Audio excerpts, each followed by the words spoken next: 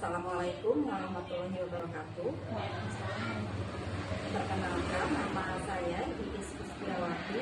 Saya calon guru penggerak angkatan 10 dari SD Negeri Cipakaur, Kecamatan Soreang, Kabupaten Bandung.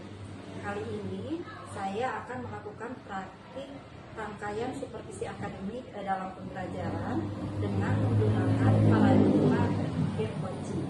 Pada kesempatan kali ini saya tidak sendiri, saya ditemani oleh rekan kerja saya, yaitu Bu Silvi. Beliau mengajar di kelas 2. Assalamualaikum Bu Silvi. Waalaikumsalam Bu. Selamat pagi Bu. Bagaimana kabarnya Bu? Alhamdulillah. Alhamdulillah ya Bu ya. Bu Silvi, untuk tahapan supervisi akademik ini ada 3 tahapan yang harus kita lalui. Yang pertama adalah tahapan pra-observasi yang akan kita laksanakan sebentar lagi. Kemudian tahapan yang kedua adalah tahapan observasi, dan yang ketiga adalah tahapan pasca observasi. Adapun diadakannya supervisi akademik ini tujuannya adalah untuk meningkatkan proses pembelajaran, antara lain dengan memberikan masukan, arahan, bimbingan, serta mengembangkan kemampuan yang Ibu Silvi, sehingga kompetensi Ibu diharapkan semakin meningkat. Sedangkan tujuan dari pra-observasi ini adalah untuk mengetahui seberapa siap Bu Silvi melaksanakan pembelajaran nanti ya. Nah Bu, kalau boleh saya tahu, materi apa yang akan Ibu berikan nantinya? Materi yang akan saya laksanakan di observasi nanti yaitu tentang pembelajaran SBDP, di mana di dalamnya ada seni rupa. Nah, seni rupa sendiri itu sebelumnya saya sudah menjelaskan tentang alat, media, dan bahan. Nah, untuk observasi nanti selanjutnya saya akan menjelaskan tentang macam-macam warna dan juga campurannya. Oh iya Bu. Jadi materinya nanti mata pelajaran SBDP, materinya tentang seni rupa ya, macam-macam warna ya Bu ya. Nah, terkait dengan materi yang akan Ibu berikan, pasti ada tujuan-tujuan yang ingin Ibu capai ya. Nah, apa kira-kira tujuan yang ingin Ibu capai itu Bu? Nah, di dalam SBDP ini ada 3 tujuan pembelajaran yang akan saya capai. Yang pertama, peserta didik mampu mengingat warna dasar dan warna campurannya, di mana di dalamnya itu ada warna primer dan juga sekunder. Yang kedua, peserta didik mampu memahami warna dasar dan warna campurannya. Dan yang ketiga, peserta didik mampu mengaplikasikannya pada kehidupan sehari-hari. Iya Bu, luar biasa sekali. Jadi melihat dari RPP Ibu adalah ada 3 tujuan Ibu ya. Betul. Ada 3 tujuan yang ingin Ibu capai, yaitu meningkatkan kemampuan pemahaman siswa, kemudian memahami warna dasar, dan siswa dapat mengaplikasikan dalam kehidupan sehari-hari. Nah, dari 3 tujuan ini Bu, kira-kira area mana yang ingin Ibu kembangkan itu Bu? Ada 1 tujuan yang ingin saya kembangkan, yaitu tentang memahami warna dasar dan warna campurannya. Jika siswa sudah memahami tentang perbedaan warna, yang warna sekunder yang mana, primer yang mana, tersier yang mana, maka siswa kedepannya bisa melakukan atau mengaplikasikannya dalam kehidupan sehari-hari. Oh iya, baik Bu. Jadi area pengembangan yang ingin Ibu capai adalah supaya siswa memahami ya. Setelah memahami, nanti diharapkan siswa bisa mengaplikasikan dalam kehidupan sehari-hari ya Bu. Bagus sekali. Jadi tidak hanya dalam ranah teori ya Bu ya. Jadi diaplikasikan dalam kehidupan sehari-hari. Nah, ini saya ingin mendengar Bu rancangan pembelajaran yang akan Ibu tampilkan di kelas nanti, mungkin dari strateginya, dari modelnya, atau dari metode pembelajarannya gitu ya. Yang saya akan lakukan yaitu menggunakan strategi atau metode pendekatan saintifik. di mana di dalamnya itu siswa jadi tahu, misalkan saya bertanya, apakah kalian pernah ke laut, apakah kalian pernah ke gunung, nah mereka pasti akan menjawab, oh iya Bu, aku pernah ke laut. Laut itu warnanya apa? Laut itu warnanya biru. Sedangkan gunung rata-rata warnanya apa? Kebanyakan di gunung ada pohon, ada bunga-bunga, ada rumput. Jadi mereka bisa membedakan antara misalkan di laut biasanya warnanya seperti apa dan di gunung biasanya seperti apa. Itu Bu. Dan model yang saya ambil yaitu number head together, di mana di situ memiliki kelebihan. Jadi anak tidak dibanding-bandingkan antara misalkan yang aktif dan yang kurang aktif, atau misalkan anak yang aku mau malu Bu, tapi dia bisa menggabung. Ada namanya tentang pengelompokan. Di kelompok pengelompokan itu nanti saya akan diberi nomor, misalkan satu kelompok ada 3 orang, nah kelompok 1, kelompok 2, kelompok 3 sampai yang seterusnya Bu. Nah di situ jadi anak bisa lebih disiplin dan tanggung jawab atas dirinya sendiri. Oh saya tanggung jawab cuma terhadap kelompok saya sendiri yang nantinya akan dipresentasikan di depan kelas. Jadi dia nggak lagi malu-malu, lebih ke percaya dirinya ke depannya. Menarik sekali ya Bu ya, mendengar rencana nanti pembelajaran Ibu di kelas. Ini sesuatu yang baru bagi saya dengan model pembelajaran NHT ya, Number Head Together. Jadi sudah kebayang bagaimana antusiasnya anak ya melihat di kepala mereka ada nomornya ya. Nomor itu sebagai bentuk dari pengelompokan ya gitu ya, pengelompokan yang baru ya. Rencana yang sangat ini Bu bagus, kemudian jadi saya tidak sabar melihat aksinya nanti Bu. Nah dari rencana pembelajaran yang akan Ibu lakukan di kelas nanti, bagaimana dengan media pembelajarannya Bu? Apa saja yang dibutuhkan atau yang digunakan untuk Ibu? Media pembelajaran yang saya ambil yang pertama ada PowerPoint. Nah di situ agar anak lebih fokus terhadap materi yang akan saya sampaikan. Dan di situ juga di dalam PowerPoint ada warnanya, ada fotonya. Di pinggirnya dijelaskan juga tentang deskripsi materi tersebut. Jadi si anak tidak fokus pada tulisan aja, tetapi dia bisa langsung melihat bagaimana ini warnanya, ini bentuknya seperti apa. Dan yang kedua itu saya menggunakan media langsung praktik Bu, ada bahan ajar praktik langsung. Contohnya saya mengambil beberapa cat, warna cat, ada warna primer juga sekunder. Nanti di sana saya langsung mencampurkan, jadi si anak bisa langsung melihat, oh ini proses pencampuran antara warna biru dengan kuning hasilnya seperti apa, yang kedua yang merah dan biru itu hasilnya seperti apa. Jadi mereka langsung bisa melihat caranya pencampuran warna tersebut.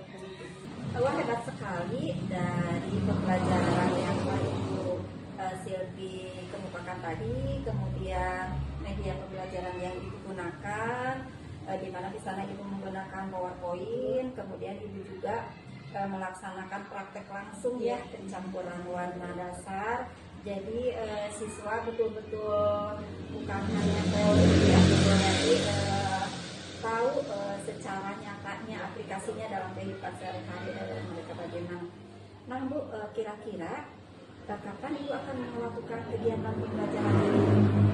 Saya akan melaksanakannya pada hari Senin, tanggal 9 September 2024. Baik Bu, jadi pada hari Senin tanggal 9 September 2024 saya akan datang ke kelas Ibu.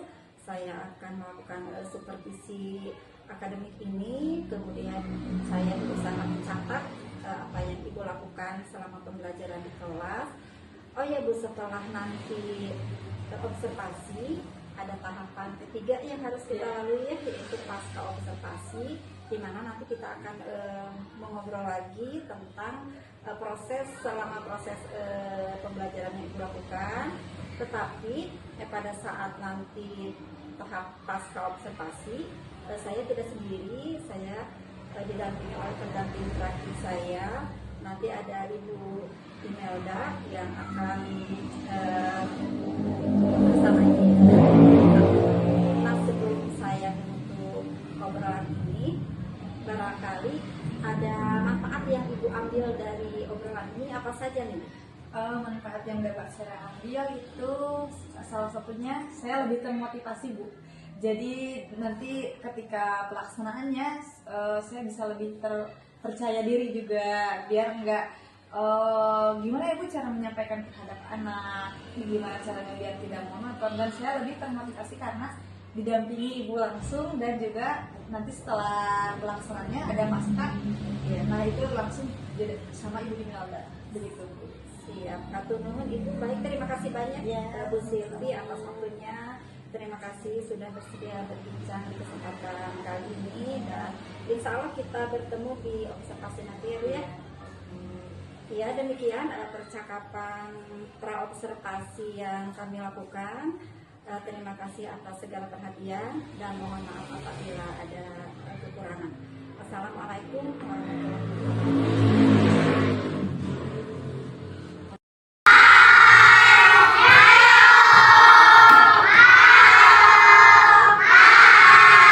Ya, untuk hari ini kita belajar terlebih dahulu ya. Sebelum belajar kita berdoa dulu. Tiga.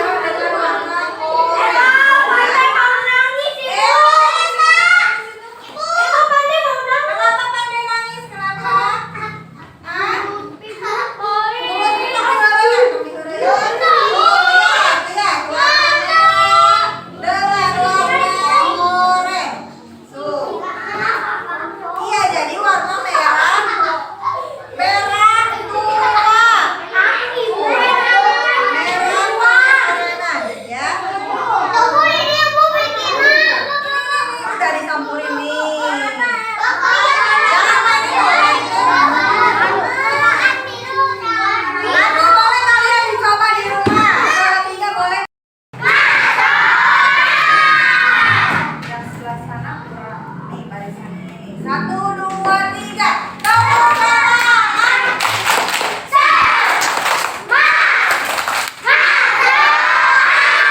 Nilainya 9,2. Sekarang berikan sambil 1, 2, 3. Tepuk tangan.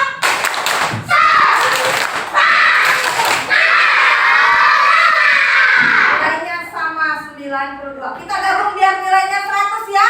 1, 2, 3. Tepuk tangan.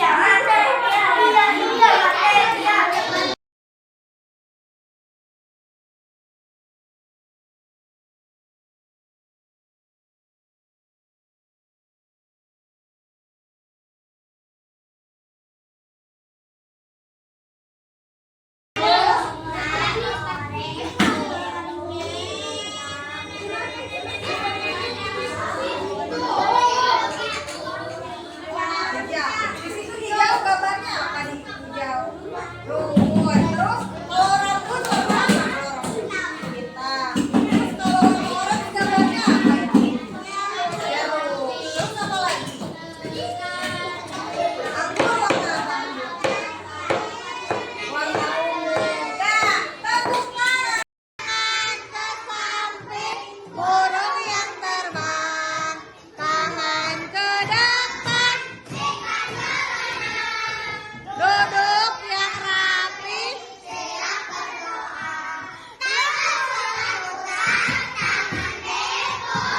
Lalu lomba-lomba.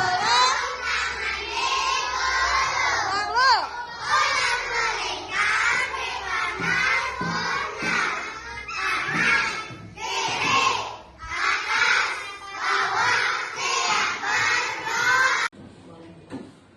Assalamualaikum warahmatullahi wabarakatuh.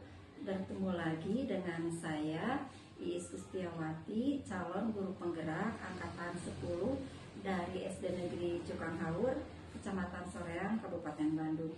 Pada kesempatan kali ini saya dibersamai oleh Ibu Silvi, guru kelas 2. Bu Silvi ini adalah guru yang saya observasi kemarin ya Bu. Dan di samping saya juga sekarang saya dibersamai oleh Ibu Imelda Remnya. Beliau adalah pendamping praktik saya di program CGP angkatan 10 ini. Selamat pagi Bu Silvi. Selamat pagi Bu. Selamat pagi Bu Imel. Bu Silvi, hari ini kita akan melaksanakan percakapan pasca observasi. Yang sebelumnya saya terlebih dahulu kemarin kita sudah melaksanakan percakapan pra observasi, kemudian pelaksanaan observasi di mana saya sudah masuk ke kelas ibu, kemudian saya melihat dan mengamati Bu Silvi selama mengajar. Pada saat observasi, Bu Silvi sedang mengajarkan mata pelajaran SBDP gitu, dengan materi tentang warna dasar dan campuran. Gitu ya Bu ya, betul. Nah, Bu Silvi, setelah melakukan proses pembelajaran yang kemarin, bagaimana perasaan Ibu? Alhamdulillah untuk observasi kemarin cukup menyenangkan ya Bu, karena ketika di awal pembelajaran saya melakukan ice breaking, di mana di situ nuansa kelas menjadi lebih hidup dan anak-anak lebih semangat. Ya, kelihatannya dia kemarinnya anak-anak sebelum ini sudah konsentrasinya sudah mulai difokuskan ya. Nah, Bu Silvi, bisakah Ibu menceritakan kembali tujuan pembelajaran serta area pengembangan yang telah Ibu buat dan Ibu laksanakan di proses pembelajaran kemarin? Ya, betul. Untuk tujuan pembelajaran ada 3 ya Bu. Yang pertama, peserta didik mampu mengingat warna dasar dan warna campurannya. Yang kedua, peserta didik mampu memahami warna dasar dan warna campurannya. Dan untuk yang ketiga, peserta didik mampu mengaplikasikan warna dasar dan warna campurannya pada kehidupan sehari-hari. Nah, mengembangkannya salah satunya dari segi pemahaman dulu ya Bu. Iya. Karena jika siswa udah memahami materi yang disampaikan, maka kedepannya siswa dapat mengaplikasikannya dengan baik dalam kehidupan sehari-hari. Contohnya, dia bisa membedakan warna sehari-hari, seperti misalnya di gunung itu seringnya ada warna apa aja, kebanyakannya ada warna apa aja, di laut itu ada warna apa aja, biasanya ikan-ikan itu banyak warnanya. Dia bisa membedakan antara kebiasaan warna dasar di gunung itu juga dan di laut. Nah, seperti itu Bu. Nah, di dalam pengembangan ini juga ada KSP yang saya kembangkan, salah satunya dari segi disiplin, bertanggung jawab, juga segi sosialnya. Iya, nah dari 3 tujuan yang ingin Ibu capai, kemudian area pengembangan tadi ya KSP-nya, apakah tujuan dan area pengembangan itu menurut Ibu sudah tercapai tidak dalam proses pembelajaran kemarin? Kalau di observasi kemarin sepertinya kalau untuk menuju ke sukses sepertinya belum ya Bu, karena ada beberapa faktor hambatan yang saya ambil di kelas itu. Salah satunya yang pertama dari segi pengkondisian kelas. Nah, itu karena saya mengajar di kelas rendah ya Bu, ya di kelas 2 banyak sekali anak yang masih tidak mau diam gitu Bu, seperti dia masih ingin bermain dengan temannya, dia masih ngobrol dengan temannya. Nah, di situ juga menjadi faktor yang berpengaruh dari segi kemampuan pemahaman siswa. Tidak hanya anak-anak yang tidak mau diam saja, tetapi ketika misalkan difokuskan dalam pembelajaran materi, pemberian materi, itu anak masih ada yang kurang fokus karena dia misalkan ngulang ya Bu, apa ya bahasa Indonesianya, kayak dia tuh masih kurang fokus gitu ya, terdiam seperti itu Bu. Iya. Nah, jika ya kemarin saya melihat ya, karena yang memang dihadapi oleh kita adalah anak SD, apalagi kemarin kan kelas rendah ya Bu, ya, ya, kelas 2 ya, jadi memang seperti itu, tapi itu sebuah tantangan juga ya buat Bu Sylvi. Tapi saya melihat kemarin Bu Sylvi sudah bisa sudah bisa melaksanakan proses pembelajarannya dengan baik. Nah Bu, menurut Ibu jika Ibu harus menentukan dan memilih angka ya, dari 1 sampai dengan 10, nah proses pembelajaran yang kemarin Ibu lakukan itu kira-kira menurut Ibu di angka berapa tuh Bu? Mungkin akan saya beri nilai di angka 8,5 ya Bu, karena banyak sekali kegiatan anak yang kurang efektif ya Bu ya, dari tadi segi masalahnya itu pengkondisian kelas, karena begitu, dan begitu pun dalam pengkondisian kelas pun karena kelas rendah jadi sangat sulit Bu dalam mengefektifkan pembelajaran. Nah, seperti itu Bu. Nah, dalam proses pembelajaran ada kan yang namanya LKPD, pembelajaran LKPD. Nah, di situ juga menjadi salah satu masalah saya juga Bu. Nah, ketika anak mengerjakan LKPD dalam penomboran pun dibagi kelompok, itu menjadi salah satu masalah saya Bu. Seperti misalkan dibagi kelompok berhitung dari 1 sampai 3 sampai siswa yang terakhir. Ada anak yang, Bu saya mah tidak mau ini Bu, aku mau belum sama ini Bu. Nah, itu menjadi faktor itu yang kurang kondusif ya Bu. Dalam pengerjaan LKPD pun sama, masih banyak siswa yang harus dibimbing secara langsung karena masih kurang paham dalam pengerjaan LKPD. Tetapi ketika dalam proses menjelaskan di depan kelas atau presentasi, itu si anak bisa lebih aktif karena dia ada rasa tanggung jawab atas kelompoknya sendiri. Dalam proses pengerjaan mungkin harus dibimbing, tapi ketika presentasi di depan kelas itu anak malah semangat gitu Bu, karena dia ini tanggung jawab saya loh sebagai kelompoknya sendiri, seperti itu Bu. Jadi hasilnya pun apa yang mereka kerjakan dengan apa yang mereka presentasikan atau jelaskan di depan kelas itu bisa lebih bagus gitu ya. Iya, kemarin saya sudah melihat ya, anak-anak sudah berani mempresentasikan meskipun baru kelas 2, tetapi mereka sudah berani dan sudah mampu mempresentasikan berdasarkan kalimat mereka, berdasarkan kemampuan mereka. Nah, tadi kan Bu Sylvi menilai angka 8,5, kemudian banyak masalah yang ditemui selama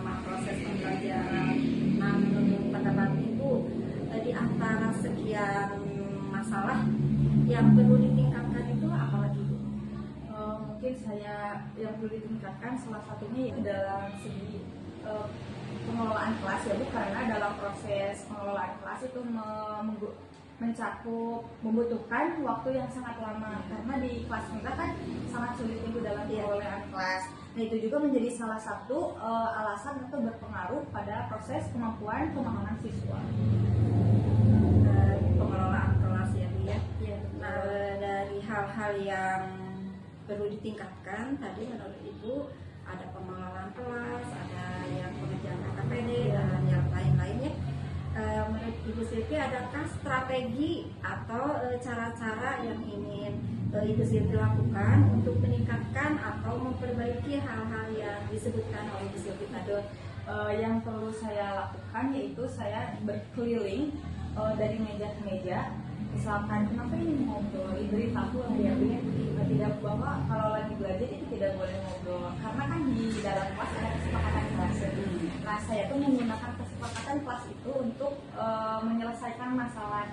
Misalkan jika ada yang kurang tertib di dalam kelas, maka poinnya misalkan dia matematikanya 100, tapi ketika di dalam kelas dia ngobrol dengan temannya, dia main-main di dalam kelas, itu maka poinnya dikurangi 20. Jadi misalkan 100 dikurangi 20 hasilnya 80. Nah, saya jelaskan tuh kan jadinya kayak gini, kalau misalkan kamu nilainya 100 tapi sikapnya di dalam kelas tidak efektif, berarti sama ibu dikurangi nilainya seperti itu. Nah, yang kedua saya melakukan ice breaking kembali untuk mengambil fokus anak. Nah, jadi di situ agar suasananya tidak monoton ya Bu, karena terus misalkan pemberian materi, belajar terus anak itu kan perlu adanya refleksi ya Bu ya. Untuk selanjutnya saya memberikan pelajaran terhadap sosialisasi dalam kelas. Salah satunya ada di kesepakatan kelas, yaitu menghargai dan menghormati guru dan teman di dalam kelasnya. Misalkan tadi dalam proses penomoran dan pengelompokan dia tidak mau bersama temannya, tapi saya beritahu bahwa di dalam kelas itu tidak boleh membeda-bedakan, tidak boleh saling menghina seperti itu. Jadi dalam proses strategi saya itu saya memberitahu bahwa di dalam kelas ada namanya kesepakatan kelas. Di nomor 6 ada saling menghargai dan menghormati guru dan teman. Jadi si anak bisa lebih paham gitu, oh tujuannya ini, oh berarti tidak boleh seperti ini di dalam kelas seperti ini. Ya, berarti itu di masuk ke kesadaran sosial ya itu. Karena barangkali ada strategi lain yang akan Ibu kembangkan selain tadi kan lebih ke adanya kesepakatan kelas itu, kemudian di kesadaran sosial, apakah ada yang lain di dalam apanya gitu ya? Untuk sejauh ini mungkin belum ada strategi khususnya Bu, tetapi saya menggunakan strategi model pembelajaran number head together ya, karena untuk menarik perhatian siswa. Yang kedua yaitu menggunakan media pembelajaran diferensiasi, yang mana saya kedepannya akan melakukan praktek ulang, praktek seperti mengambil cat warna untuk langsung mencampurkan di depan siswa. Jadi siswa bisa lebih tahu ya Bu, misalkan secara langsung ya, warna merah dengan kuning hasilnya seperti apa, biru dengan merah warnanya dicampurkan hasilnya seperti apa. Dan juga saya akan membuat media pembelajaran word wall, di mana di situ anak bisa menarik perhatian anak ya Bu ya, karena si gamesnya tuh dia tuh bisa langsung muncul di papan tulis, walaupun dia ngeklik papan tulis tapi karena diatur dari komputer, itu misalkan kayak oh seolah-olah oh Bu ini kayaknya nyata deh Bu, ini bisa diklik ya Bu, padahal itu diatur dari komputer saya gitu. Jadi mungkin dari segi pemahaman di situ siswa lebih fokus. Iya betul. Menarik sekali ya Bu ya, berarti nanti Ibu akan mengembangkan yang tadi ya, pengelolaan kelas, kemudian Ibu mencari strateginya akan meningkatkan lagi di model pembelajaran, kemudian di media pembelajaran. Jadi nanti Ibu akan mencoba diselingi dengan GINS, tapi tetap tentang materi yang diajarkan gitu ya. Jadi termasuk ke pembelajaran berbasis IT juga ya, jadi mengenalkan kepada anak. Nah, ini Bu Silvi kan sudah merencanakan seperti ini. Nah, kedepannya kira-kira akan bisa melaksanakan dan menggunakan yang tadi sudah Ibu bicarakan itu. Insya Allah saya akan melaksanakannya di pertemuan selanjutnya dengan strategi yang saya buat, dan insya Allah semoga kedepannya anak-anak bisa lebih kondusif di dalam kelas dan pembelajaran lebih efektif. Tapi kemarin juga pembelajarannya sudah begitu bagus ya Bu ya, dengan menggunakan model pembelajaran lambat belajar. Saya melihat anak-anak itu begitu antusias ya. Dan saya menghargai Ibu bahwa tidak mudah untuk membuat pengelompokan, apalagi ini kelas rendah ya Bu ya, kelas 2. Tetapi kan kemarin strategi itu cukup menarik dengan memberikan nomor di kepala ya, jadi anak-anak tahu oh iya nomor saya ini nomor 1, meskipun ada beberapa anak yang masih fokus. Jadi diharapkan ke depan bisa lebih ini lagi ya Bu ya, dengan tapi saya yakin dengan strategi yang Ibu miliki, kemudian rencana-rencana ke depan yang Ibu tadi jelaskan, saya yakin pembelajaran akan lebih menarik dan anak-anak akan lebih pemahamannya akan lebih baik ya, fokus meningkat. Nah baik Bu, dari tadi kita ngobrol masalah pembelajarannya kemarin, dari percakapan ini apa yang dapat Ibu simpulkan? Mungkin yang dapat saya simpulkan yaitu sebagai guru tidak boleh melihat dari segi teorinya saja, tetapi bagaimana kita mempersiapkan dari segi praktiknya. Karena kan kondisi dan kelas itu salah satu masalah utama di kelas belajarnya. Nah, jika kita sudah mempersiapkan solusi dari sebelum pengerjaannya, maka tujuan pembelajaran akan tercapai. Juga pemahaman siswa akan menjadi lebih efektif seperti itu. Jadi tetap persiapannya harus dipersiapkan. Betul. Kita mengajar itu tidak boleh dengan sudah tidak musim, sekarang mengajar dengan kepala kosong, jadi tetap harus ada persiapannya seperti yang Ibu Silvi lakukan kemarin. Nah ini kemarin juga Bu, selama proses pembelajaran di kelas, saya sudah melihat kemudian mencatat beberapa hal-hal yang saya temui kemarin ya. Yang kemarin itu proses pembelajaran Ibu sudah berjalan dengan baik ya, kemudian guru sudah melaksanakan pembelajaran sesuai dengan modul ajar dan modul ajar yang Ibu buat. Kemudian ketika saya masuk kelas, situasi kelas 2 itu sudah terasa nyaman ya Bu ya, sudah bersih, sudah rapi. Kemudian kemarin juga Bu, penataan tempat duduknya sudah ditata sedemikian rupa, tidak hanya berjejer seperti biasa gitu. Kemudian pada saat pembelajaran Ibu sudah melakukan komunikasi aktif ya, dengan murid dan itu perlu dipertahankan dan ditingkatkan. Hanya mungkin tadi di penerapan disiplin ya, dengan pengelolaan kelas nanti KST-nya bisa lebih diperdalam lagi, ditingkatkan lagi. Kemudian Ibu juga sudah memberikan motivasi kepada murid-murid. Ibu sudah membantu proses pembelajaran dengan efektif. Kemudian ice breaking-nya juga ya sudah banyak, itu sudah lumayan banyak untuk memfokuskan kembali perhatian anaknya. Kemudian juga di sini kemarin juga sudah terlihat sebetulnya kompetensi sosial emosionalnya ya, sudah di mana anak-anak sudah bisa sudah bisa bersosialisasi dengan temannya. Kemudian mereka juga sudah berani ya, sudah mandiri mengerjakan LKPD, sudah menggunting kan kemarin, kemudian menolaknya. Dan saya apresiasi itu sudah bagus ya Bu ya.